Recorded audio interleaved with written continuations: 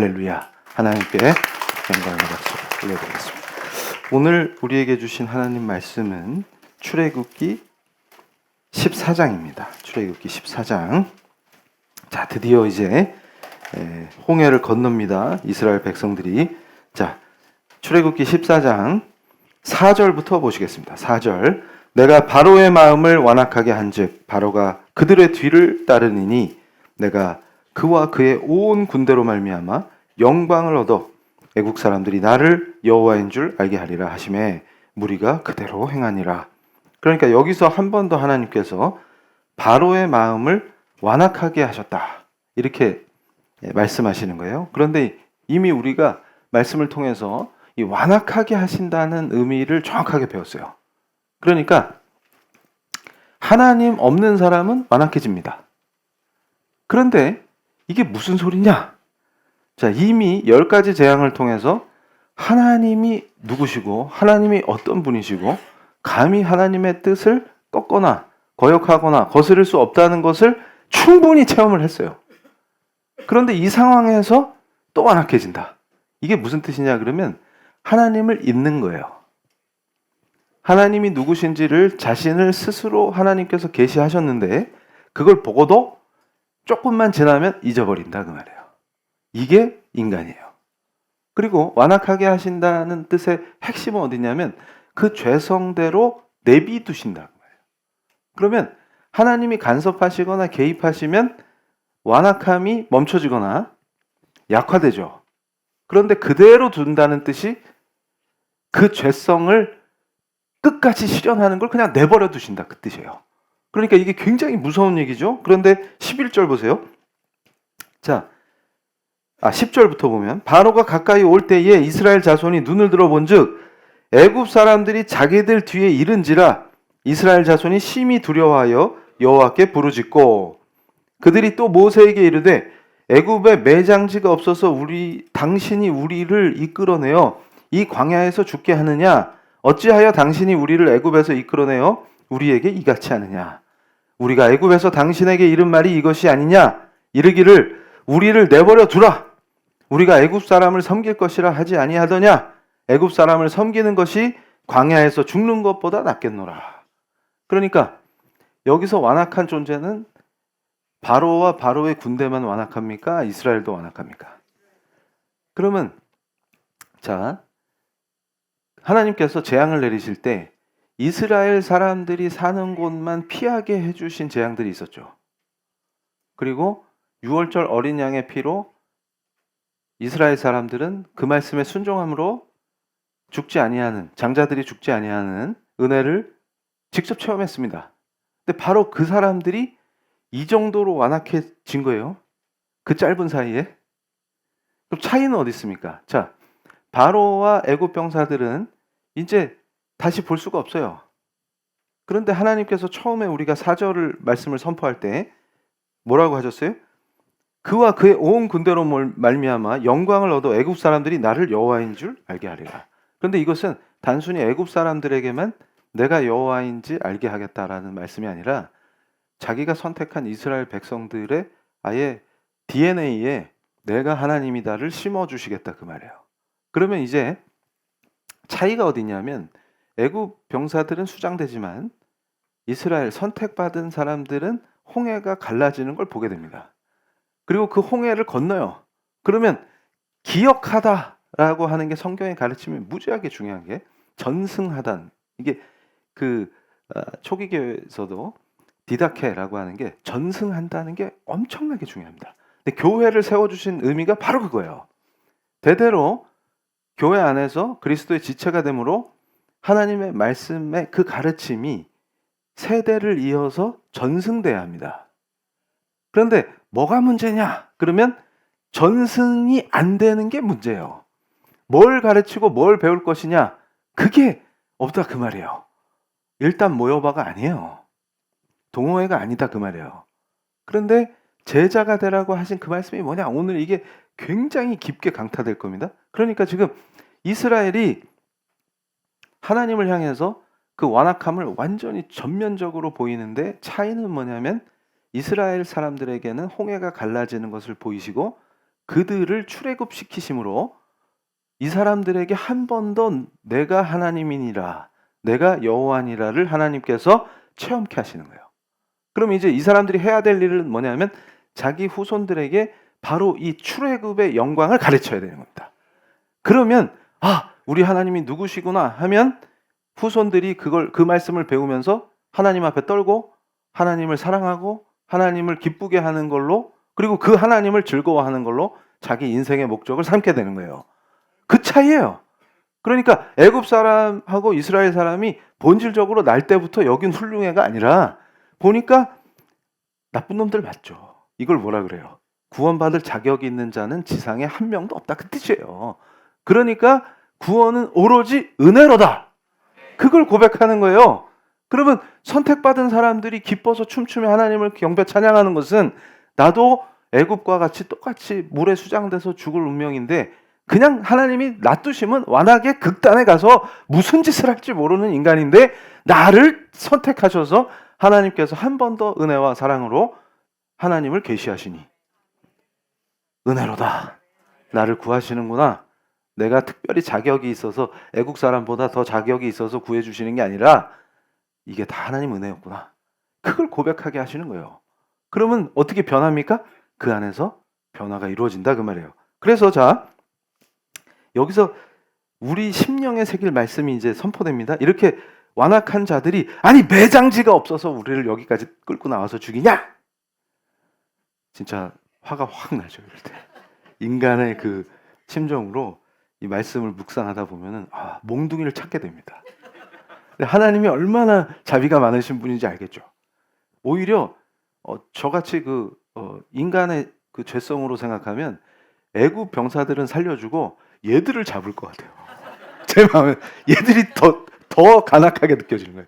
그래서 이게 몽둥이 찜질을 하고 싶은데 여기서 이제 옛사람을 죽이고 말씀을 한 단계 묵상하면 은혜가 터집니다. 13절에 모세가 백성에게 이르되 너희는 두려워하지 말고 가만히 서서 여호와께서 오늘 너희를 위하여 행하시는 구원을 보라.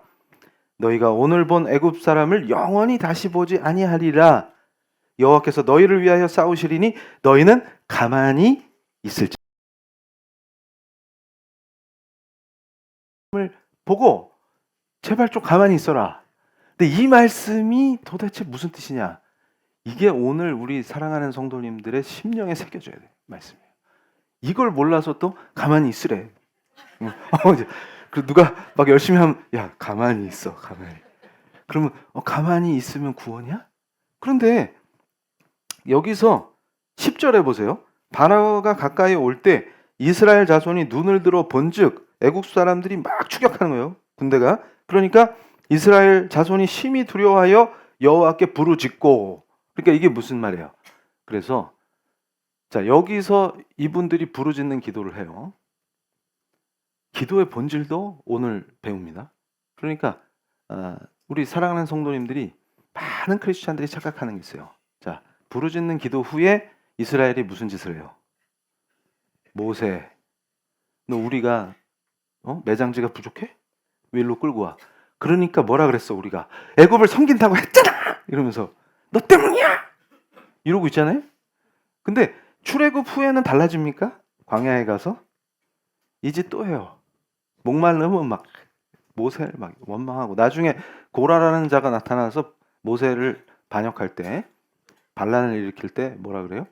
애굽이 젖과 꿀이 흐르는 땅이다. 그게 마귀의 언어잖아요. 하나님께서 거기서 구해 주신 건데, 지금 애굽이 젖과 꿀이 흐르는 땅인데 왜 여기서 죽게 만드냐? 그러면 뭐예요? 자, 불쌍한 영혼들은 고라를 따라서 애굽으로 만약에 돌아갔다 치자. 그걸 하나님이 허락도 안 하시지만 그 하나님의 영광이 되지 않기 때문에 땅을 그 자리에서 열어서 땅 속으로 들어가게 해서 죽일지언정 돌아가는 걸 허락하지 않으시죠. 그래서 오히려 그게 은혜인데, 어떤 면에서는 이스라엘한테는 그렇게 하실지언정 돌아가게 허락을 안 하십니다. 그런데 만약에 돌아갔다 칩시다. 그럼 또 무슨 일이 있을 것 같아요? 돌아가서. 그럼 그거 따라간 자들은 뭡니까? 고라를 따라간 자들. 불쌍한 영혼들이다, 그 말이에요. 불쌍한 영혼들.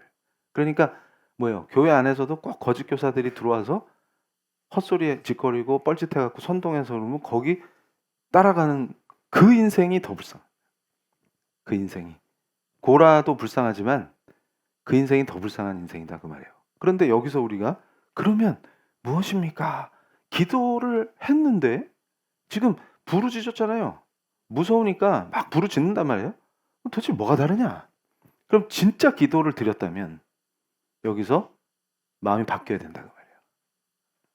이 기도는 의미가 없는 기도다 그 말이에요. 그러면 아니 부르짖었는데 바로 반역하잖아요. 더 완악해지잖아요. 그러니까 잘 보세요. 헛된 기도, 거짓 기도는 인간을 더 완악하게 이끕니다. 그 이유가 있어요. 왜 그럴 것 같아요? 왜 그럴 것 같아요? 기도했잖아요. 기도했잖아. 그러니까 오늘 자 우리 사랑하는 성도님들이 하나님을 체험한다는 의미를 더 깊이 배우셔야 돼요. 말씀 선포를 통해서. 이게 무슨 말이냐면 신비주의자들은 죽을 길로 갈 수밖에 없습니다. 고라나 지금 이 하나님을 반역하는 길로 갈 수밖에 없어요. 그러면서 매일같이 뭘 얘기해요? 하나님을 체험한다고 주장하죠. 근데 잘 보세요. 상황의 결과에 따라서 하나님을 체험하는 자는 일희일비하게 됩니다. 그리고 자기 관점에서 하나님을 해석하게 돼요. 그래서 하나님의 준엄한 경고를 듣지 못합니다. 이게 딱 와닿아야 돼요. 그렇게 드리는 기도는 아무 쓰잘데기가 없구나. 그래서 지금 최악의 상황에 놓여 있을 때 그 기도로 인해서 더 완악해지는 거예요. 왜냐하면 이제는 기도까지 했으니 더 담대하게 하나님을 대적할 수 있는 거예요. 이 역설을 이해해야 되는 거예요. 자, 내가 자의적으로 하나님을 멋대로 해석해서 그 하나님께 기도를 하고 간땡이가 부어지는 거예요. 이제. 그러니까 예를 들어서 기도하기 전 상태는 오메야 이러면서 겁이 많잖아요. 솔직히 우리가. 아니에요? 반응이 없어요. 그러니까 뭐냐면 인간들이 겁이 많기 때문에 이렇게 할까 저렇게 할까 하다가 망설여요. 그러니까 삶의 모든 순간 속에서 우리는 선택해야만 합니다. 그래서 하나님 앞에서의 선택이 인격이다. 그 말씀이 그 말씀이에요. 그러니까 많은 삶의 상황 속에서 우리는 반드시 결정해야 되는데 하나님 말씀 앞에서 결정하면 그 인격이 하나님을 닮아가는 거예요. 그런데 이 자들은 신비주의에 쩔어 있으니까 말씀에 계시된 하나님을 몰라요. 무슨 말이냐면 하나님을 알면 알수록 더 말씀으로 들어가고 싶은 거예요. 더 말씀으로. 왜냐하면 하나님을 더 깊이 알고 싶으니까. 그래서 그 말씀을 적용했을 때 실제로 하나님이 역사하시는 걸 체험하면 출애굽을 체험하는 이스라엘 백성과 같이 하나님과 더 연합합니다. 이게 하나님 뜻이구나. 이렇게 알게 되는 거예요. 왜냐하면 우리는 우리 수준과 우리 생각과 우리 느낌으로는 하나님을 알 수가 없어요. 오직 성경에 계시된 그 말씀을 통해서 하나님을 이해할 수 있는 거예요. 그럴 때 이것이 하나님의 뜻이냐 아니냐를 어떻게 분별하냐? 그러면 말씀의 가르침에 따라서 결정하면 그게 하나님의 뜻인 거예요. 그러면 어떤 일이 벌어져요? 그걸로 인해서 그 말씀을 실현시키시는 그분이 하나님이신 거를 체험하게 됩니다. 그러면 마음이 더 담대해지고 하나님과 더 깊은 교제와 사랑의 관계가 되죠. 이게 예배자예요. 뭐냐면 그러면 하나님을 갈망함으로 또 그 예배를 갈망하게 되고 그 예배를 통해서 선포되는 말씀으로 다시 나를 바로잡고 내 삶에 그걸 적용하고 이렇게 되는 겁니다. 그러니까 무슨 얘기냐면 헛된 걸 쫓는 크리스찬들의 특징이 뭐냐면 뭘 하려고 해 자꾸. 그래서 여기서도 뭐라 그래요? 가만히 있어라. 모세가 그러잖아요. 가만히 좀 있어라. 그럼 뭐예요? 아까는 막 부르지 겁나니까 하나님 주여 이러면서 이럴 때 신비주의 빠진 사람이 제일 열심히 해요. 감당이 안 되게 해요. 막 난리가 나. 막 주여 막 이러고 나서 그 기도 딱 끝나자마자 뭐 하냐면 삿대질을. 내 장치가 없어. 다 너 때문이야. 이러는 거예요. 이게 뭔 역사예요 이게. 이러고 있는데 이걸 반복해. 그러다가 또 뭐라 그러냐면 우리 피해교회가 가르치는 건 뭐라 그랬어요? 예배를 회복하라. 그리고 진짜 우리 성도들 가슴에 예배를 향한 열망이 있느냐? 하나님 말씀을 향한 그 뜨거운 열망이 있느냐? 하나님을 진짜로 사랑하느냐? 여기서 이제 제자냐 아니냐가 갈라진다 그 말이에요. 제자로 쓰는 게 넘버 원이에요. 그런데 아니 우리 교회는 맨날 말씀만 가르치고 아니 알아야 적용을 할 거 아니요. 알아야. 그래야 고라처럼 반역을 안 해서 안 죽는다 그 말이요. 그러면 또 뭐, 그러면 성교는 언제 가고? 우리 목사님은 부흥엔 별 관심도 없고, 막 전도하라고 족친 적도 없고. 그러면 왜 그러는 거예요? 그 예수님이 땅 끝까지 가라고 했는데, 그럼 지금도 티켓 끊어서 비행기 타면 땅 끝 갈 수 있어요. 가서 뭐 할 건데? 사진 찍어. 네, 여기가 땅 끝 이러면서. 그러고 돌아와. 그러면서 여기에도 계신 예수님 이러면서. 어이가 없네, 어이가. 그래서 제가 그 얘기를 하는 거예요. 그거 좀 하지 말라고. 가만히 있어라, 좀 가만히. 그 말이 진짜 아무것도 하지 말라는 말이 아니에요. 너 하나님하고 친해? 그걸 묻는 거예요. 예를 들어서 이 이스라엘 백성이 진짜로 10가지 재앙과 6월절과 무교절의 그 놀라운 하나님이 선포하신 그 말씀을 묵상하며 그게 체화됐다면 이 짓을 할 수가 없다고 말이에요. 6월절 어린 양의 역사만 딱 가슴에 새기면 나를 구원하시는 어린 양의 피 이렇게 강타되는 거예요. 그러면 뭘 생각합니까? 절대로 우리를 여기서 죽이실 리가 없다. 하나님이 이루시는 역사를 보리라. 이렇게 변화되는 거예요.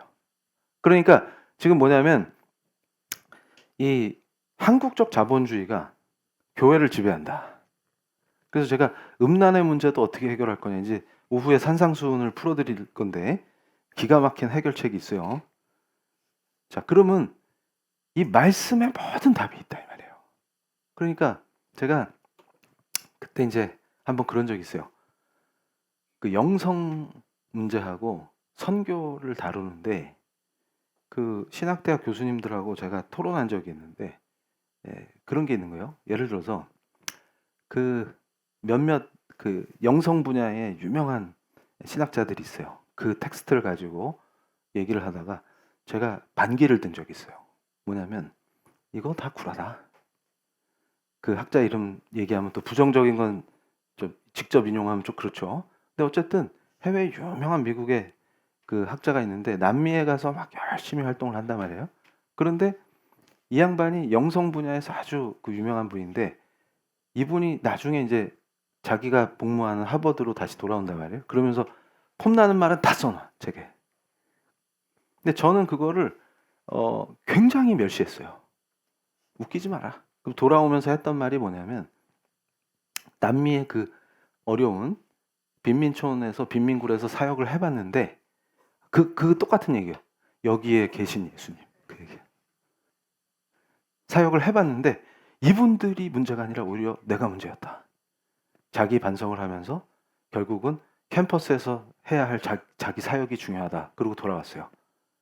그러면 캠퍼스 좋지. 가을에 그 누구처럼 텀블러 하나 딱 들고 이렇게 휘날릴 머리가 없네.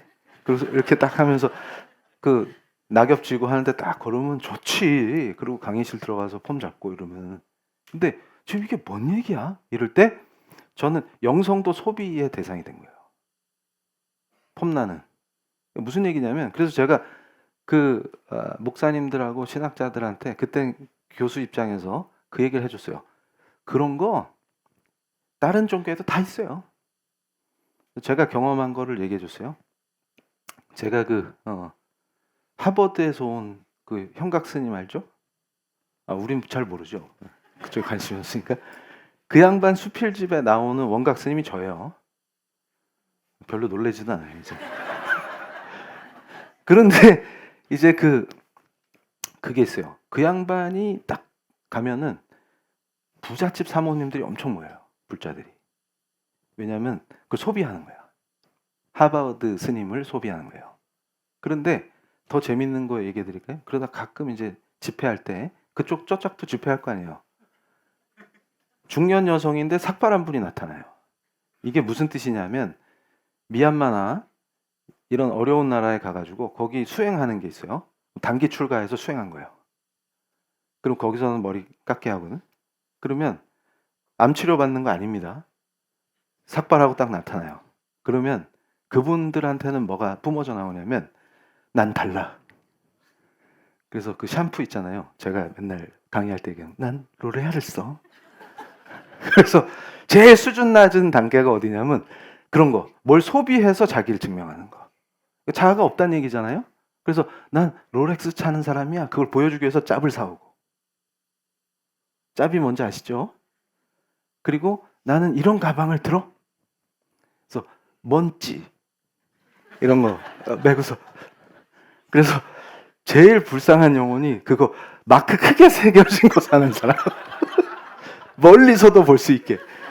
왜냐하면 그게 자신을 표현해야 되니까. 그 슬프다 이거.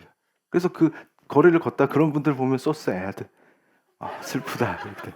자아가 없어요. 그런데 그 단계를 이미 이분들은 돈이 많기 때문에 그걸로 만족이 안 되는 거예요. 그럼 뭐냐면 나는 수행하고 온 사람이야.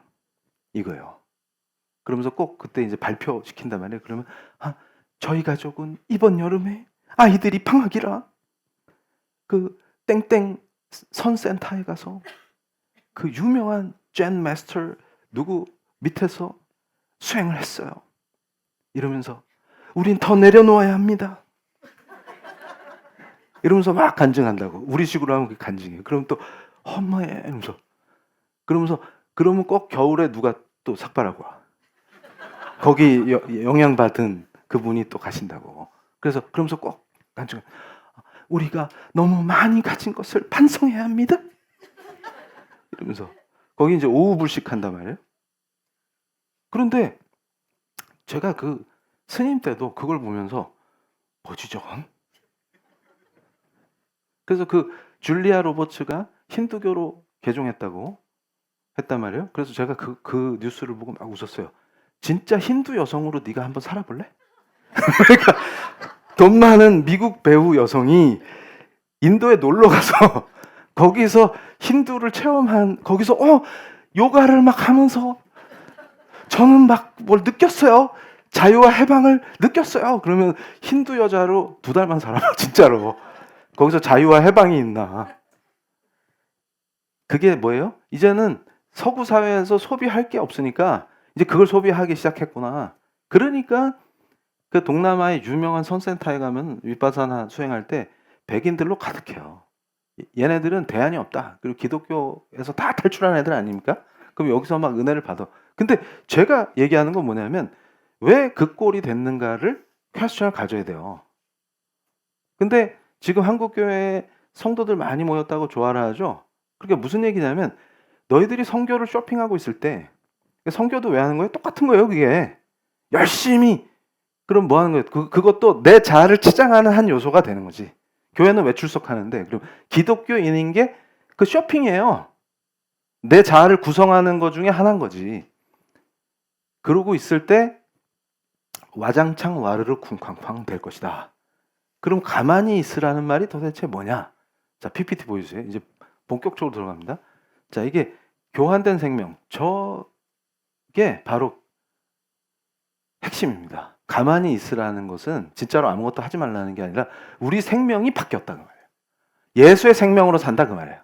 그러니까 이게 무슨 말이냐면 허드슨 테일러 저 그 선교사님은 엄청나게 위대한 선교사예요. 그러니까 우리의 염려, 애씀, 투쟁을 그리스도의 충만함과 교환하는 거다. 그래서 제가 이 예배의 기도를 시작하면서 하나님께 올려드리는 기도 속에서 요한복음 15장 말씀으로 기도를 시작한 거예요. 이 말씀이구나. 예수님이 포도나무고 우리는 거기에 붙여진 가지구나. 핵심 어디 있어요? 생명은 죽게 있기 때문에 내게 아니고 우리가 가지라면 얼마나 더 강력하게 접붙여져 있느냐가 삶과 죽음의 갈림길이다 그 말이에요. 그래서 자 다시 PPT를 보여주시면 염려, 애씀, 투쟁이 다 그리스도의 충만함으로 뒤바뀌는 거. 이게 핵심인 거예요. 그래서 잘 보세요. 애써서 믿음을 강화하는 것이 아니라 신실하신, 여기서 faithful. 이게 무지하게 중요한 개념이에요. 그가 신실함으로 우리가 접붙여져서 신실한 존재가 되는 거예요. 그러니까 이 나무에 붙어있는 그 강도와 접착력 그리고 그 본체이신 나무로부터 받는 그 수액과 은혜 요게 핵심이다 그 말이에요. 그래서 요한복음 15장을 보시겠습니다. 자, 나는 참 포도나무요 내 아버지는 농부라. 성부 하나님을 가리키는 것이죠. 물은 내게 붙어 있어 열매를 맺지 아니하는 가지는 아버지께서 그것을 제거해 버리시고 무릇 열매를 맺는 가지는 더 열매를 맺게 하려고 하여 그것을 깨끗하게 하시느니라. 그러니까 유월절에 첫 유월절을 지킬 때 상상해 보세요. 이스라엘이라고 해서 다 순종하지 않았을 거란 말이죠. 순종하지 않은 자들은 죽습니다. 그 똑같이 애굽 사람들과 당했단 말이에요. 그렇기 때문에 중요한 것은 3절에 너희는 내가 알려준 말로 이미 깨끗하여졌으니 내 안에 거하라. 나도 너희 안에 거하리라. 가지가 포도나무에 붙어 있지 아니하면 스스로 열매를 맺을 수 없음 같이 너희도 내 안에 있지 아니하면 그러하니라. 그러니까 가지가 열매를 맺는 비결은 따로 있는 게 아니라 본체인 나무에 딱 달라붙어 있을 때다 그 말이에요. 5절 나는 포도나무여 너희는 가지라. 그가 내 안에 내가 그 안에 거하면 사람이 열매를 많이 맺나니 나를 떠나서는 너희가 아무것도 할 수 없음이라. 그럼 잘 보세요. 가지 혼자 열심히 나 열매 맺어야지. 열매 안 맺힌다 그 말이에요. 그러면 제가 열매가 없는 인생을 지난주에 설교했죠. 같은 맥락이에요. 그래서 이걸 왜 설교하십니까? 그럼 바로 지금 출애굽기가 가르치는 것은 너희가 내 백성이냐? 그 말은 그리스도 안에서 우리가 하나님 아버지의 아들, 딸이냐? 그걸 묻고 계신다. 그러니까 자 6절에 보세요. 사람이 내 안에 거하지 아니하면 가지처럼 밖에 버려져 마르나니 사람들이 그것을 모아다가 불에 던져 사르느니라. 장작 땔감밖에 안 된다. 너희가 내 안에 거하고 내 말이 너희 안에 거하면 무엇이든지 원하는 대로 구하라. 그리하면 이루리라. 이게 가만히 있으라는 말이에요. 이게 무슨 뜻이냐면 진짜로 아무것도 하지 말라는 게 아니라 나무가지는 나무에 붙어 있는데 신경 써라. 아무것도 안 하는 게 아니에요. 그리고 가지 혼자 발악하지 마라. 본체에서 떨어지는 순간 아무리 열심을 내봤자 땔감밖에 안 되느니라. 가지 혼자 열매 맺을 수 있어요? 안 되느니라 그 말이에요. 그래서 8절에 너희가 열매를 많이 맺으면 내 아버지께 영광을 받으실 것이요 너희는 내 제자가 되리라. 아멘. 이거예요. 이게 제자도예요. 제자는 어떤 사람입니까? 열매 맺는 가지. 열매 맺는 가지는 뭐예요? 주님께 딱 붙어있는 연합된 가지. 그래서 개혁신학의 핵심이 있어요. 그리스도와 연합하라. 이게 제자도예요. 그러니까 그러면 우리 교회는 개척하고 지금까지 예배에 집중하면서 뭘 하려고 설레발이 치는 게 아니라 이거에 집중하라 그 말이에요. 이게 제자 훈련의 첫 단계다 그 말이에요. 주님과 연합하는 걸 배우지 못한 자가 그 연합된 존재로서의 신실한 예배를 드릴 수 없는 자가 뭘 하겠냐? 다 헛짓 뻘짓에 불과하다 그 말이에요. 그럼 이게 뭐냐? 그럼 자 이제 다음 페이지. 자 이게 보세요. 포도나무 가지는 끊임없이 노력으로 열매를 맺지 않습니다. 햇빛과 공기를 위해 애쓰지 않아요. 자신의 아름다움이나 꽃에 대해 근심하지 않습니다. 대신 가지는 조용히 나무와의 방해받지 않은 연합 안에 거하며 이게 굉장히 중요한 거예요. 나만의 시간, 주님과의 교제, 그분과 연합함을 때가 되면 열매를 맺고 꽃을 피웁니다. 저 허드슨 테일러 선교사님은 얼마나 위대한 주의 종이었냐면 중국 내지 선교의 거의 출발점이자 위대한 업적을 남긴. 그래서 선교 분야에서는 허드슨 테일러가 행했던 것들이 일원화돼서 학문화되는 거예요. 그게 선교학이에요. 그리고 우리 조선을 복음화할 때 선교사님들이 한국에서 썼던 정책이 네비우스 선교 정책인데 네비우스한테도 허드슨 테일러의 선교는 엄청난 영향을 끼칩니다. 근데 저렇게 훌륭한 분이 어떤 위험에 놓이게 됐냐면 중국이 의화단 사건 일어나가지고 선교사들을 학살하는 거예요. 이 사람들이. 그것도 겪고 완전 탈진 상태가 되는 게 자, 내지로 들어가서 그 당시 백인 선교사들이 갖고 있는 그 교만이 뭐냐면 선교지의 사람들을 멸시하고 제가 그 하디 선교사도 설교했죠? 그런 마음이 있단 말이에요. 백인 우월주의, 그다음 학력주의 이런 게 있으니까 자꾸 선교지에 자기들이 섬겨야 될 그 하나님의 사람들, 예비된 사람들이 있단 말이에요.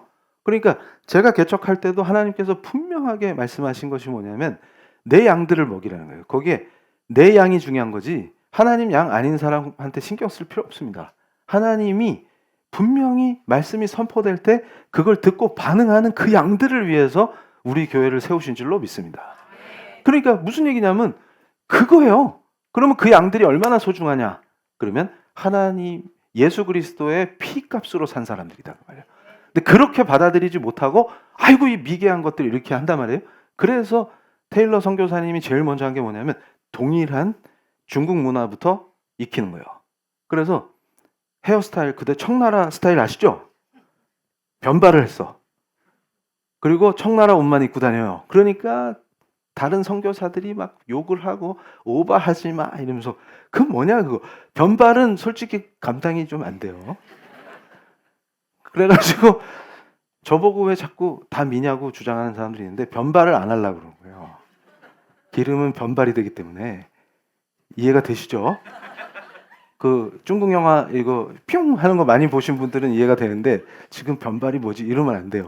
그런데 테일러가 그렇게 선교를 하는데 너무나 주의 종답게 선교를 잘하셨는데 뭐가 문제냐면 이게 선구자가 힘든 게 거기서요. 레터가 이만큼씩 써요 매일. 그리고 그걸 읽고 선교본부에서 다 답변을 해줘야 된답니다. 그러면 업무량에 치이죠. 그리고 탁월하니까 또 일이 많은 거예요. 그러다가 선교사들 학살당하죠. 그거 피해서 이동하다가 자녀가 8명이었는데 4명이 죽습니다. 소천해요. 그런데 이게 엄청난 아픔이에요. 그 와중에 영적으로 완전히 탈진해버린 거예요. 그런데 선교사님을 완전히 다시 살려준 편지가 있었으니 사랑하는 친구가 편지를 보냈는데 거기에 이 원리가 그대로 담겨 있었다. 근데 그걸 읽는데 완전히 성령이 역사하셔서 선교사님을 다시 살게 하신 거예요. 그래서 선교사님이 고백하는 게 뭐냐면 똑같은 업무량, 상황이 바뀌는 게 아니에요. 중국 상황이 갑자기 바뀌는 게 아니라 그대로인데 본인이 바뀌는 거예요. 여유로움. 그리고 태도가 바뀌고 자세가 바뀌어요. 그러니까 일에 치이면 주의 종들도 탈진해버립니다. 근데 이게 회복되는 거예요. 근데 그때 그 원리가 포도나무예요. 그래서 자기가 착각했다. 지금까지 처음에는 그 마음을 갖고 왔는데 그래서 하나님이 일하시는 걸 보기 시작한 거예요. 자기 선교 역사에서. 그런데 이게 일이 돼버리니까 나중에 어떻게 되는 거예요? 똑같아지는 거예요. 근데 그걸 회복시키신 거예요. 왜냐하면 햇빛을 받으려고 가지가 애씁니까? 맑은 공기와 맑은 물을 찾으려고 가지가 애씁니까? 그렇게 돼버린 거를 표현한 거예요. 그래서 자 그리스도 안에 거하라. 이거를 선교사님은 뭐라고 표현하냐면 쉬라 이렇게 표현하는 거예요. 그러니까 그러면 일 다 그만두고 쉬라 그 말이 아니에요. 완전히 바뀐다 그 말이에요. 그러니까 제가 얘기하는 거 뻘짓하고 돌아다니면서 누굴 또 종교 가스라이팅에 빠뜨려서 어느 가정을 또 말아먹으려고 그거 열심히 붙들어가면서 뭐 진돗개 전도법 이런 거 하지 마. 그 진돗개가 뭐야? 그 비유를 해도. 그래서 왜 그러냐니까 막 물면 안 논대. 그게 뭐냐 그게. 그러면 제가 거꾸로 묻는 거예요. 본인 인생은 물어서 안 놓을 만큼 그렇게 해피하슈? 해피하슈? 그러면서 맨날 막 열심을 내가지고 막 쉴 틈이 없어. 그럼 제가 좀 가만히 좀 있으세요. 가만히 좀. 그러면 교회 와서도 막 그래서 어떻게 해요? 집사님, 권사님 그래서 막 이러다가 또 동네 가면 또 옆집 아줌마 붙들고 그러니까 예수를 믿어야지. 근데 옆집 아줌마 뭐라 그러겠어요? 다 들려. 그럼 뭐 너나 잘하세요. 이럴 거 아니에요. 그러고 막 그래서 물면 안 나오니까 교회 갈 때까지 괴롭히니까 온다. 그게 전도법이요? 그랬더니 뭐 전도법이라고 온 동네 간증하고 다니는 그자가 한다는 얘기가 나중에 제가 화를 냈어요. 그 돈으로 매수하는 거더만 보니까. 그 뭐하고 돌아다니는 이게. 그러고 다닌다. 그래서 좀 열심히 뭐 어쩌고 그러면 하지만 예배나 똑바로 드려. 그거예요. 말씀이 나한테서 영향이 없는데 그 짓거리를 하면 뭐합니까? 그럼 또 그런다고. 왜 꼭 짓거리라고 하십니까? 하지 말라고 하는 거예요. 하지 말라고. 그러면 자, 보세요. 여기서 자 가지는 애쓰지 않습니다. 햇빛을 찾아다니지 않아요. 가지는 근심하지 않습니다. 아니 가지가 지가 왜 비가 올지 안 올지를 지가 근심해. 가지인데. 그리고 또 뭘 안 해요? 수고하지 않습니다. 억지로 이 수고하지 않는다는 것은 나에게 주어진 소명을 열심히 안 하고 함부로 한다는 뜻이 아니라 무슨 뜻이라고요? 열매를 만들어내려고 하지 않는다 말이에요. 열매는 맺히는 거지 생산하는 게 아니다. 그걸 딱 이해하셔야 돼요. 그러면 열매가 없는 인생은 뭘 돌이켜야 돼요? 내가 말씀대로 하느냐, 그리고 하나님과 진짜로 교제하느냐, 예수 그리스도와 연합했느냐, 이게 관건이다. 연합해 있으면 반드시 열매가 열리는데 왜 내 인생엔 열매가 없을까? 그러면 뭘 체크해야 된다고요? 성찰로 돌아가야 된다. 깊이 묵상해야 돼요. 왜 열매가 안 생기는지를. 자, 그러면 다음 페이지. 그래서 여기서 뭘 보셔야 돼요? 가지는 거한다. 이게 무지하게 중요한 개념. 이걸 선교사님이 쉰다고 표현한 거예요. 포도나무와의 연합과 교제 안에서 쉽니다. 그래서 포도나무가 모든 걸 공급함으로 그 안에 쉬는 거예요. 이걸 거한다 그래요. 그러면 제자는 가장 강력하게 누리는 은혜가 뭐냐면 그리스도와 연합함으로 그 안에 거하는 풍성한 평강을 누리는 거예요. 근데 이게 삶의 태도와 직결됩니다. 그래서 제가 이 말씀을 묵상하면서 우리 사랑하는 성도님들께 이 말씀을 선포할 때 몇 가지 예화가 떠올랐어요. 뭐냐면 삶의 태도는 내가 이렇게 해야지 하고 전략과 전술로 가는 게 아니에요. 그러니까 많은 교회들이 프로그램 타령하는 이유도 어디냐면 뭘 해야 될지 모르니까 저거 하면 좋다더라 하니까 그걸 하는 거예요. 근데 그거 자체가 무슨 뜻이냐면 왜 하지 이걸? 라는 질문에 스스로 답을 못하고 있다는 뜻입니다. 그거 왜 하는데? 그럼 꼭 해야 돼? 그럼 교회를 왜 해야 되는데? 이거를 목회자 스스로 답을 못 찾고 있다는 뜻이에요. 그럼 뭐 쫓아다녀요? 어떻게 하면 부흥된다더라 세미나 다니는 거예요. 그러면 그거는 그거 했던 그 목사님한테 해당되는 거지 본인도 해당될 것 같아요? 그러면 그것만 맨날 쫓아다니면, 그래서 제가 그러죠. 그 세미나 참가비를 아껴 차라리. 그 무슨 말이냐면 성도의 삶도 똑같아요. 내가 이걸 왜 하지? 그런데 중요한 요소들이 있습니다. 자, 이제 수능이 다가오는데 제가 설교하면서 뭐라고 한 적 있어요. 그거 쩌짝이랑 이짝이랑 똑같으면 안 돼요. 종교 대목이다. 야, 이렇게 하면 안 돼요. 그런데 그러면 그럼 목사님 그 애가 시험을 앞두고 있는데 불안한데 기도하지 말라면 누가 기도하지 말라 그랬어? 누가? 그 홍해 앞에서 부르짖는 그 완악한 이스라엘 백성처럼 기도하지 말라는 얘기지. 그러니까 무슨 얘기냐면 우리 애가요 저를 닮아서 머리도 도리고 공부도 절대 안 해요. 그런데 이번에 대박 나게 해주세요. 그게 뭐예요 지금? 하나만한 헛 기도다 그 말이에요. 그럼 진짜 기도를 드려야지. 뭐냐면 이 과정을 통해서 우리 아이가 하나님을 체험하게 해주세요. 그리고 포도나무에 완전히 접붙여지게 해주세요.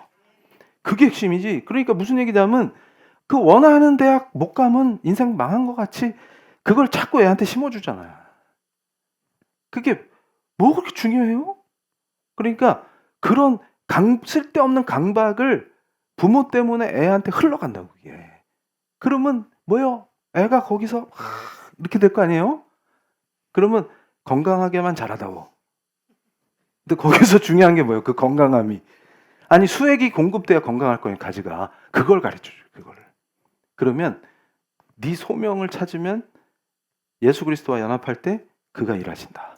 그걸 어릴 때부터 알려주는 게 중요한 거지. 그게 전승이다 그 말이에요. 그러니까 가나안에 들어온 그 이스라엘이 말씀으로 아이들을 양육한다는 의미가 뭐냐면 출애굽의 하나님을 가르치는 거예요. 그러면 너희들이 두려워하지 말고 이른 비와 늦은 비를 하나님이 주심으로 네가 신경 써야 될 것은 그 하나님과의 교제니라. 그 하나님을 사랑하는 것이니라. 거기서 모든 게 출발하느니라. 이러면 어떻게 돼요? 아브라함처럼 양을 쳐도 하나님 걸 구분하고 사랑하니까. 그럼 어떻게 돼요? 양이 매 하면서 풍성하게 자라나고 땅을 주신다는 그 복이 그대로 임하고 그게 생계를 책임지신다는 거거든요. 그러니까 뭐예요? 내가 집중할 거는 하나님과의 관계구나. 그 안에서 풍성하게 이루시는구나. 이렇게 되는 거예요. 그걸 가르쳐야 된다 그 말이에요. 그래서 진실된 기도를 하라. 그래서 우리 교회에서도 수험생들을 위해서 기도해 줄 건데 기도가 다르다 그 말이에요. 시험 잘 보라는 기도가 아니라 네 인생에서 가장 중요한 예수 그리스도와 연합을 누리라. 그걸 위해서 기도해 주는 거예요. 아이들에게. 그리고 애들이니까 불안하고 초조할 거 아닙니까? 엄마도 불안한데 애는 얼마나 불안하겠어요. 그러니까 불안을 전이시키는 게 아니라 엄마의 기도는 뭐예요? 오히려 엄마가 포도나무의 원리를 생각하면서 말씀을 묵상하면서 본인이 담대해져야 애도 그게 엄마가 불안에 떠는 거 애도 알아요. 엄마의 담대함이 전이 될지니라 이렇게 되는 거예요. 그래야 이게 전승이다 그거예요. 신앙이 전승된다. 그런데 여기서 중요한 원리가 있어요. 삶의 태도를 왜 그리스도와의 연합이 바꾸느냐. 그럴 때 그리스도와 연합된 자는 문화와 습속도 바꿉니다. 이게 무슨 뜻이냐면 제가 그랬죠. 하나님 나라가 임한다라는 의미를 설명해 드렸어요. 로마 시대에는 로마 사람들은 로마 문화에 영향을 받죠. 조선 시대 사람들은 조선 문명의 영향을 받습니다. 그러니까 제가 납득할 수 없었던 게 그 세대별 그 문화가 있어요.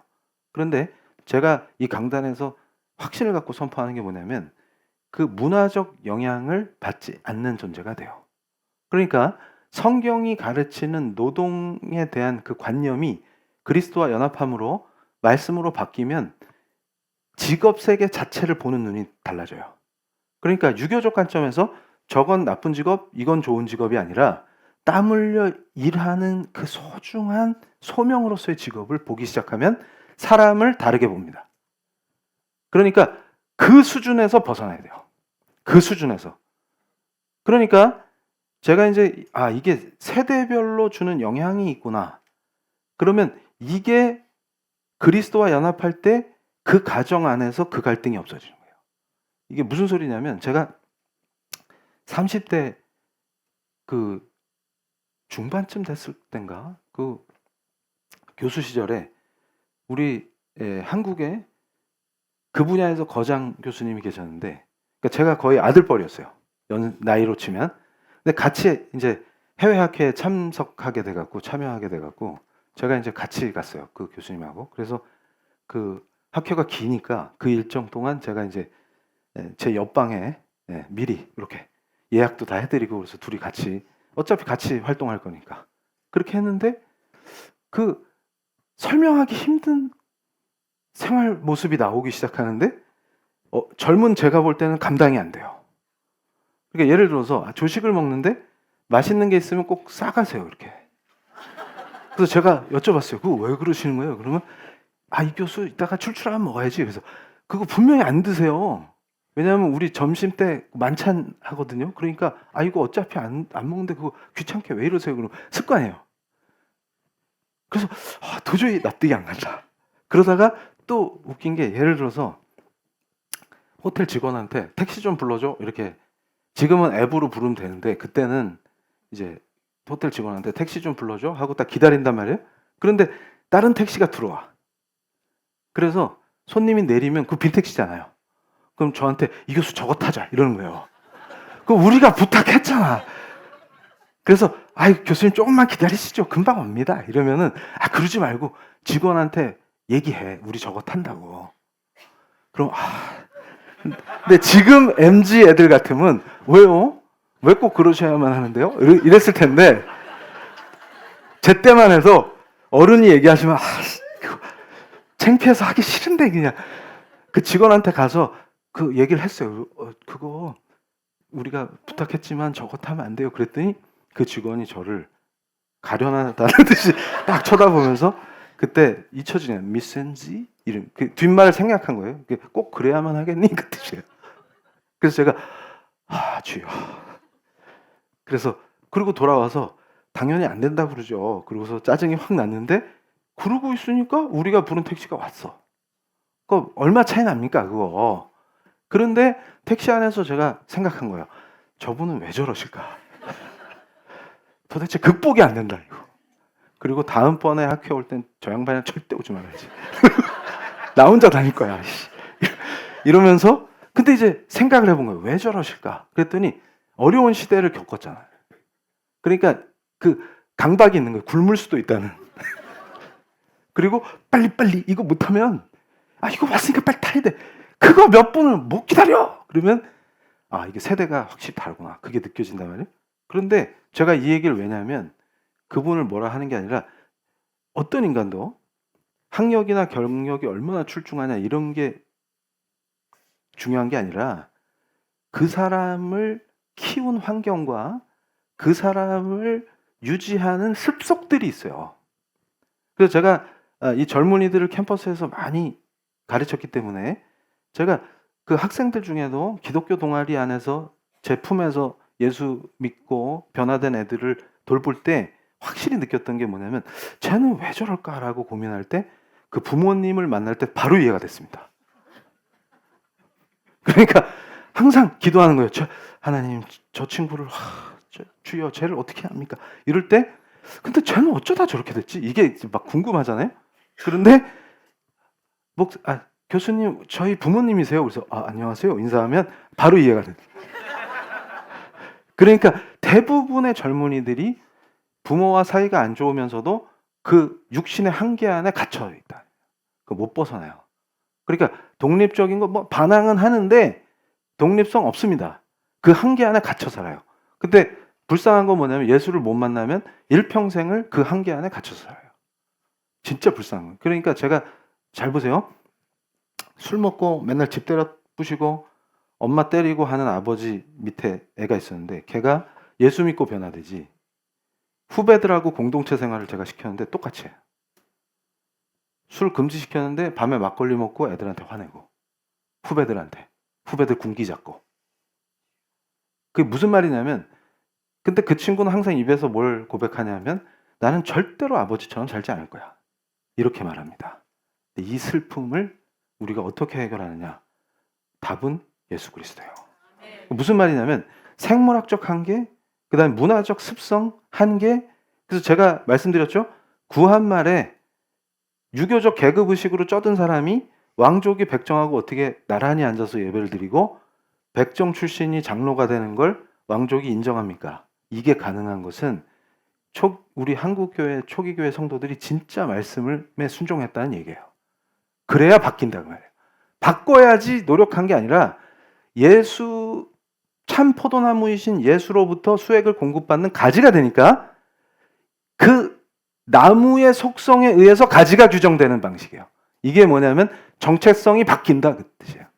그러면 가정의 한계, 생물학적 한계, 주어진 환경, 그 다음에 내가 어떻게 컸다, 시대적 상황, 조선 시대면 조선 사람처럼 살아야 되는데 왜 예수 믿는 크리스찬만 바뀌냐 그 말이에요. 이게 포도나무의 원리다 그 말이에요. 그러면 그 성품이 그대로 나옵니다. 그럴 때 승리하게 하시는 거예요. 그러니까 우리는 표리부동해서 비즈니스를 할 때도 고객에게 친절하라. 그러면 그거를 얼굴에 철판 깔고 친절한다는 뜻이 아니라 우리가 항상 참 포도나무이신 그분과 연합해 있으므로 그 예수 그리스도의 성품이 드러나므로 비즈니스가 자연스럽게 예수님 스타일로 바뀌는 거예요. 근데 이게 먼저다 그 말이에요. 그리고 그 사람이 그대로 선교에 임할 때 예수의 향기가 드러나므로 선교지가 강화되는 역사가 일어나는 거예요. 그대로 우리 성도님들의 삶이 될 줄로 믿습니다. 자, 이제 기도하실 때 우리의 첫 기도가 뭐겠어요? 이 참 포도나무이신 예수 그리스도에 완전히 연합되기를 간절히 기도하는 거예요. 가지는 염려하지 않습니다. 그러면 지금까지 내가 왜 그렇게 평강을 누리지 못하느냐? 그럼 우리 사랑하는 성도님들이 오늘 이 예배를 통해서 평강을 누리지 못했던 것을 회개하는 것이 아니라 거꾸로 평강은 주님이 주신 열매입니다. 성령의 열매입니다. 내가 내 인격이 온전히 우리 주 예수 그리스도와 연합함으로 참 포도나무이신 그분이 공급하시는 모든 것을 누리게 하여 주시옵소서. 누림으로 쉼을 얻고 누림으로 평강을 얻음으로 두려워하지 않고 홍해 앞에 서서 담대하게 하나님께서 그 홍해를 갈라버리실 것을 기대하는 눈빛으로 그 열망으로 우리는 하나님을 기대하며 그리스도 안에서 평강을 누리는 하나님의 귀한 아들딸임을 믿습니다.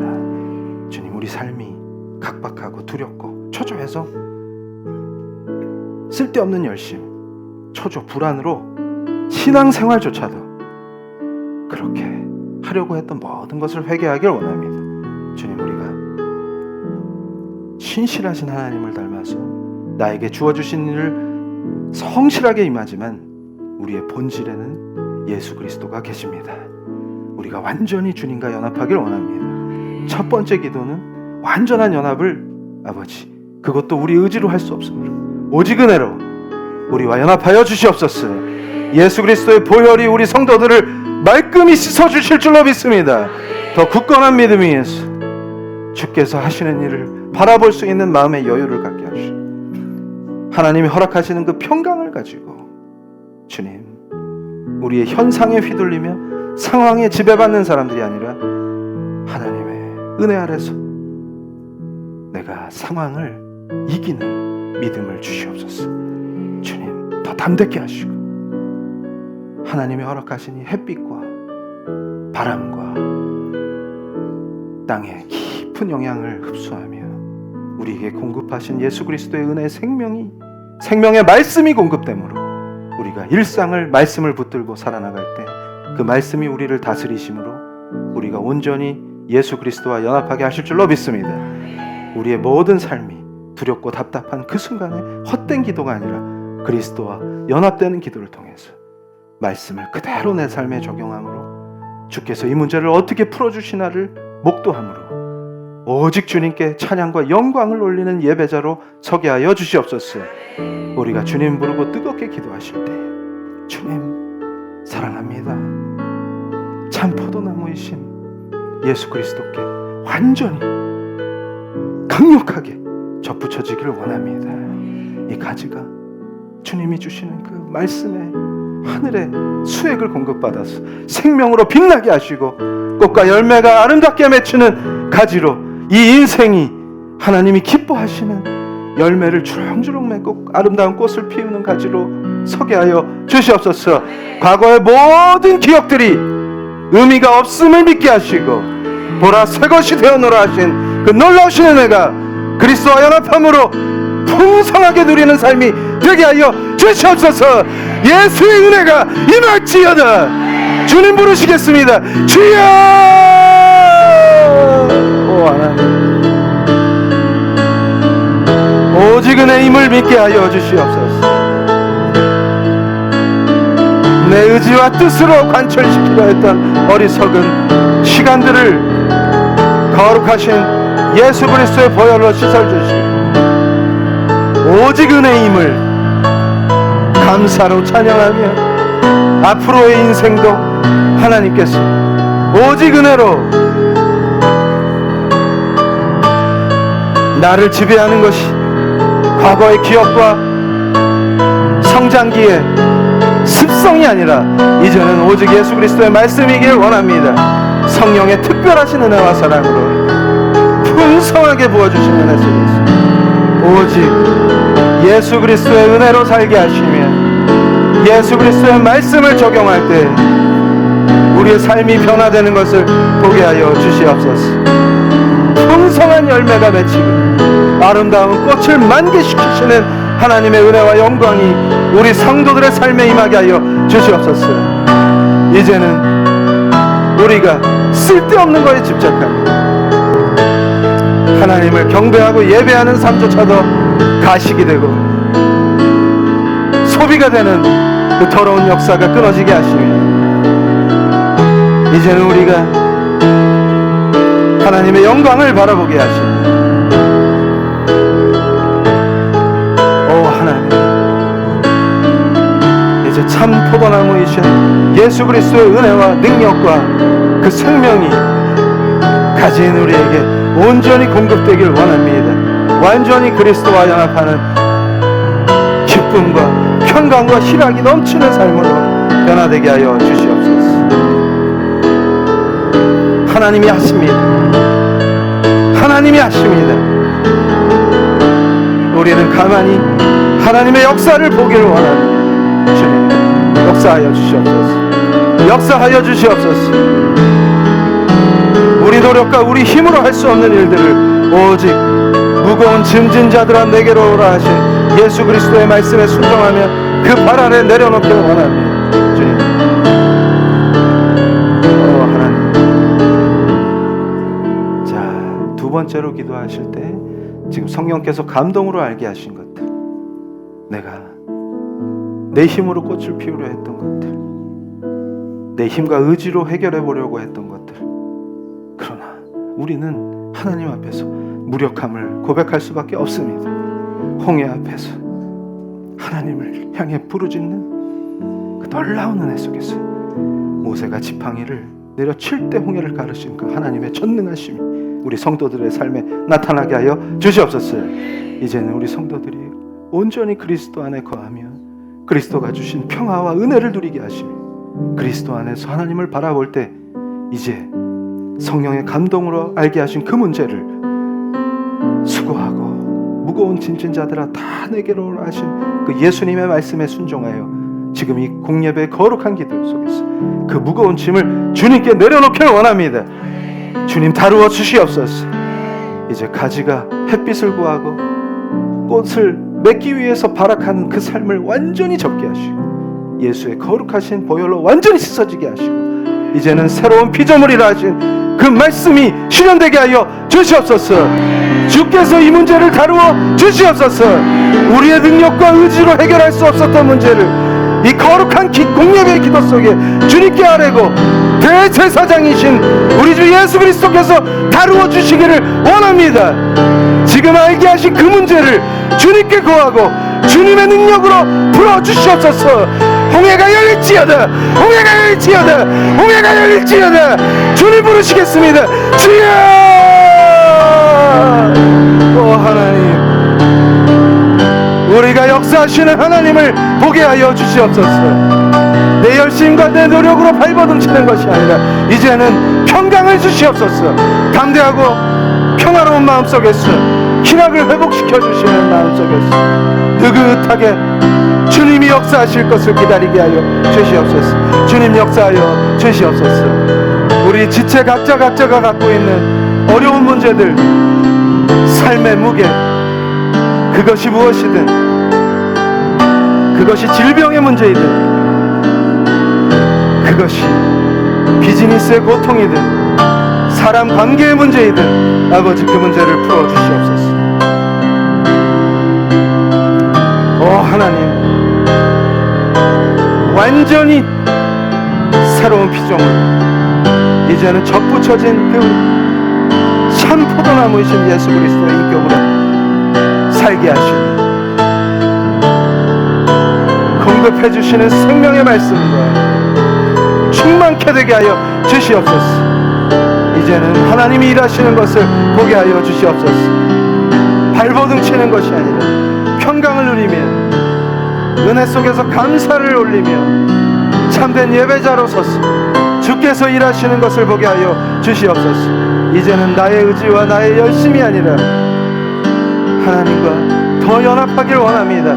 예수 그리스도와 연합하길 원합니다. 참 포도나무이신 예수 그리스도의 거룩하신 은혜와 사랑이 많으신 풍성한 양식을 먹고 가지가 더 아름답게 열매 맺고 꽃을 피우는 삶을 누리게 하여 주시옵소서. 오 하나님 역사하여 주시옵소서. 우리 성도들이 간절히 기도하는 실존의 문제를 아버지 이 기도 속에서 응답하심으로 그 문제가 풀리는 것을 보게 하시고 하나님이 일하셨도다 라는 간증이 인생에서 끊이지 않게 하여 주시옵소서. 하나님이 하셨도다, 하나님이 하셨도다, 하나님이 하셨도다 증인이 되게 하시고 오직 모든 영광이 하나님께 올려지는 삶이 되게 하여 주시옵소서. 오 하나님 역사하여 주시옵소서. 오 우리 성도들을 변화시켜 주시옵소서. 오 주님 감사합니다. 자 이제 끝으로 기도하실 때 이제 결단의 기도를 올려드리겠습니다. 주님 이제 더 이상 방황하지 않겠습니다. 주님 헛된 열심과 헛된 기도를 모두 물리칠 줄로 믿습니다. 성령으로 충만케 하사 오직 참 포도나무이신 예수 그리스도에게 완전히 연합하여 예수께서 주시는 그 풍성한 은혜와 자비의 사랑의 양식을 먹고 아름다운 가지가 아름다운 열매와 꽃을 맺는 인생이 되게 하여 주시옵소서. 우리가 우리 평생을 예수 그리스도와 연합된 그 제자도로 살게 하여 주시옵소서. 아버지 이제 우리가 참다운 참 포도나무에 접붙여진 바로 그 예수의 가지로 하나님이 기뻐하시는 예수의 제자로 서기를 결단합니다. 이제 이전 것은 모두 지나갔으므로 이전에 양육자로 부터 받은 나쁜 것들, 또 나의 상처, 삶에서 받은 모든 아픔들, 그 쓴뿌리를 예수 그리스도의 거룩하신 보혈로 모두 깨끗게 하신 줄로 믿습니다. 이제 어떤 문화와 어떤 습성도 우리를 다스릴 수 없으며 오직 예수 그리스도의 말씀이 우리를 다스리심으로 예수가 왕되는 삶으로 완전히 변화되게 하여 주시옵소서. 날마다 우리의 인격이 예수를 닮게 하시고 성화의 놀라운 은혜 속에서 우리가 풍성한 열매를 맺게 하여 주시옵소서. 아버지, 우리가 주님 부르고 뜨겁게 기도하실 때 결단의 기도를 드리겠습니다. 모든 것을, 더러운 과거를 이제 예수 그리스도의 보혈로 새롭게 된 우리가 완전히 절연함으로 적과 꿀이 흐르는 가나안 땅에서 새로운 백성으로 완전한 하나님의 사람들로 서게 하여 주시옵소서. 이제는 오직 예수로 살고 예수로 죽으며 예수의 생명의 양식으로 살게 하여 주시옵소서. 주님 부르시겠습니다. 주여! 오 하나님, 이제 우리 성도들이 결단하는 가운데에서 과거의 어떤 쓴뿌리도 우리 성도의 삶에 영향을 끼칠 수 없게 하여 주시옵소서. 거룩하신 예수 그리스도의 보혈로 과거의 모든 더러운 것들이 완전히 소멸되게 하시고 이제는 새로운 피조물로 예수 그리스도와 완전하게 연합되게 하심으로 오 하나님, 어떤 것도 우리를 다스릴 수 없습니다. 고백합니다. 오직 예수 그리스도의 통치하시는 능력과 그 풍성하신 자비와 은혜로 우리를 다스려 주시옵소서. 오직 예수의 말씀이 우리를 다스리고 우리의 심령의 근거가 되게 하시고 모든 선택이 주님 앞에서 말씀이 근거가 되게 하시고 더욱더 하나님을 체험하는 삶을 누리게 하시고 아름다운 열매와 가지가 아름다운 꽃과 열매를 풍성하게 맺는 귀한 하나님이 아끼는 가지가 되게 하여 주시옵소서. 우리의 평생의 소원이 오직 예수와 연합하기를 원하며 주님 우리를 붙들어 주시옵소서. 영양분 은혜가 공급됨으로 오 하나님, 오 하나님 감사합니다. 오 주님 감사합니다. 오 주님 감사합니다. 오 주님, 우리 지체 한 사람 한 사람을 성령으로 친히 인치시며 만나 주시옵소서. 그 인격이 완전히 성령에 사로잡히게 하시며 감화되게 하시며 더 깊은 예수 그리스도의 은혜 속으로 들어가게 하여 주시옵소서. 우리의 인생이, 우리의 삶이, 우리의 인격이 예수의 인격을 닮기를 원합니다. 주님, 점점 더 예수 그리스도를 닮아가게 하시고 우리의 인생이 아름다운 가지가 돼서 예수가 원하시는 그대로 꽃과 열매를 맺는 풍성한 인생이 되게 하여 주시옵소서. 오 하나님, 젖과 꿀이 흐르는 땅을 체험하게 하시고 하나님의 은혜로 그 안에서 누리는 풍성한 인생을 맛보게 하여 주시옵소서. 영광과 은혜로 충만한 인생이 되게 하시고 악한 것들의 농간으로 빼앗긴 희락이 회복되게 하시며 자유와 평강과 은혜로만 충만케 되게 하여 주시옵소서. 오 하나님 감사합니다. 주님 감사합니다. 자, 이 종이 대표로 기도할 때 우리가 한마음 한뜻으로 기도하시겠습니다. 아버지 하나님 감사합니다. 이 거룩한 공예배 기도 속에서 지체마다 간절히 기도드린 그 기도가 모두 응답된 줄로 믿습니다.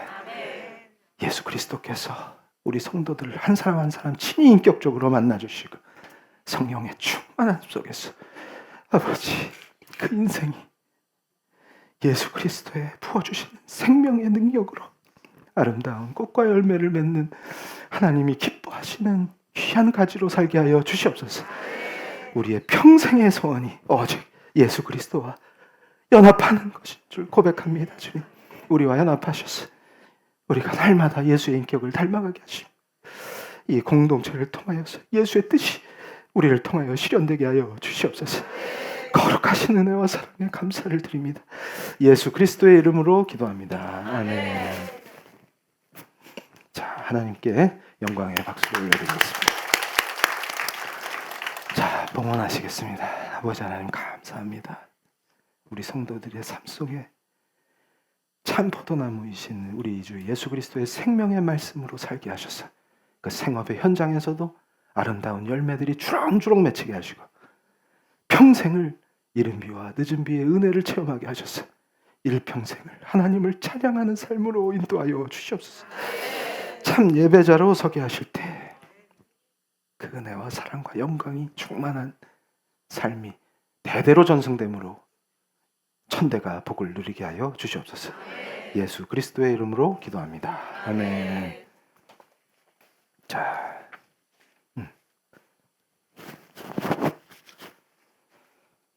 자, 광고가 있습니다.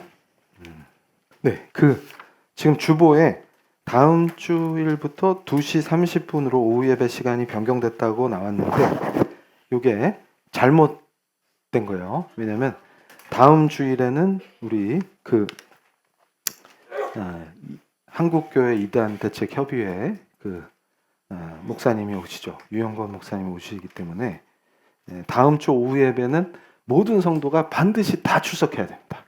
그래서 자리가 없으면은 2층에 웨슬리홀에서 또 나눠서라도 반드시 현장에서 들어야 합니다. 그래서 이 다락방 2단의 위험성을 철저하게 우리가 학습해야 돼요. 그래서 다른 복음을 가진 자들이 양들을 노리기 때문에 이게 차이가 신천지는 우리가 신천지다 하고 경계한단 말이죠. 그런데 이건 또 요즘 한국교회 최대 이슈예요. 그렇기 때문에 철저하게 우리가 배워야 합니다. 왜 문제인지. 그리고 과거에 여기에 있었던 분들은 완전히 새롭게 되셔서 그게 은혜예요. 지금도 오늘 기도한 게 뭐예요? 다른 것들이 우리를 다스리지 못하게 오직 주님께 접붙여져서 그 은혜와 사랑과 풍성한 생명의 양식을 공급받아야 됩니다. 그래서 이게 아주 귀한 기회인 줄로 믿습니다. 그리고 자, 그러면 이제 11월 9일 주일 유영건 목사님 초청해서 특강 들은 그 다음 주부터는 2시 반이겠죠. 그렇게 이제 바뀐다. 그렇게 기억하시고 그 다음에 다음 주일 대예배 후에 우리 수험생들을 위해서 제가 특별히 기도를 해주겠습니다. 이거는 시험 잘 보라고 기도해 주는 게 아니라 예수님과 연합하라. 평생 그 은혜를 누려라. 이렇게 제가 기도해 줄 거예요. 그리고 찬양팀 반주자를 모집하고 있다고 합니다. 반주 하실 수 있는 분들은 적극적으로 이럴 때 빼지 마시고 적극적으로 이제 지원을 하셔야 됩니다. 그리고 오늘 바로 주일부터 전교인이 이제 12주 과정으로 교리 교육이 시작되죠. 그래서 새 가족과 이렇게 분리하지 않고 기존 성도님들과 이걸 혼합해서 반을 편성했어요. 새롭게. 그래서 나는 어디서 교육을 받지 궁금하시면 써서 붙여놨답니다. 그래서 거기서 확인하시고 출석 체크하니까 잘 받으셔야 돼요. 그래서 12주 교리 과정을 수료하면 굉장히 파워풀해지실 겁니다. 그래서 이게 우리 교회의 자랑이니까 그래서 이 PL 제자 훈련을 그래서 이제 우리가 이 제자 교육원으로 선포하고 12주 과정을 딱 마치면은 이제 그 머릿속에 성경이 가르치는 교리의 체계가 딱 잡힘으로 웬만한 신학교 다닌 것보다 훨씬 의미 있는 교육이 될 걸로 기대가 됩니다. 그런데 중요한 거는 그냥 지식으로만 배우면 안 되고 요걸 가지고 이제 매 순간 말씀을 묵상하고 기도함으로 그걸 적용해야 돼요. 그래서 적용해서 승리하는 것까지가 이제 제자의 핵심이기 때문에 그래서 이게 우리가 훈련이 딱 될 때 그때 이제 저랑 같이 선교도 가고 이렇게 한단 말이죠. 그리고 이제 우리 교회에서 요 교리 교육의 내용을 제가 이제 책으로 정리해서 출판할 계획인데 담임 목사가 맨날 걸걸대기 때문에 기도를 많이 해주셔야 됩니다. 건강과 체력을 위해서. 그리고 지금 우리 청소년 캠프를 또 우리 교육자들이랑 열심히 준비하고 있는데 다음 세대를 위해서 또 기도해 주시고, 그리고 우리 성도님들이 또 적극적으로 참여해야 돼요. 이건 우리 교회 성도들의 특권이기 때문에 이거 뭐 딴 데서 우리 교회 참여하고 싶다 그래도 이게 제가 이제 우리 성도님들 우선으로 하기 때문에 그래서 특권을 많이 누리셔야 됩니다.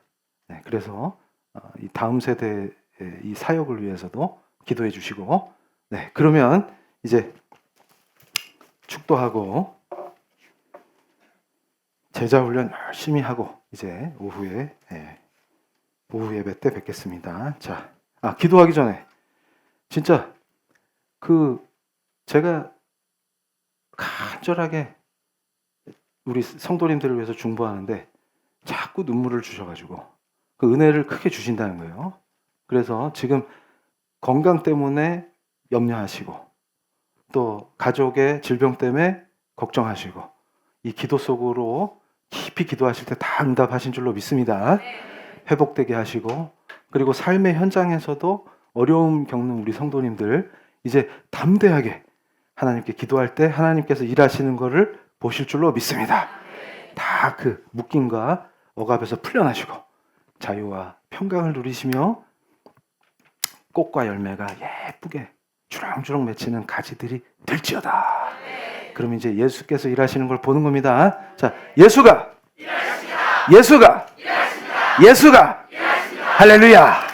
자, 축도와 음으로 이 예배를 하나님께 올려드리겠습니다. 지금은 거룩하신 십자가의 공로로 우리의 모든 죄를 해결하시며 부활 승천하셔서 생명의 능력으로 우리를 통치하시는 우리 주 예수 그리스도의 은혜와 하나님 아버지의 그 깊으신 구원의 사랑과 성령님의 높으신 뜻과 행하시는 강력한 능력이 우리 성도들을 더 포도나무의 가지로 강력하게 그리스도와 연합시켜 주시는 성령님의 능력이 머리 숙여 기도하는 PL교회 성도들 위해, 온라인 성도들 위해, 그 후손들 위해 지금부터 영원토록 함께 있을지어다.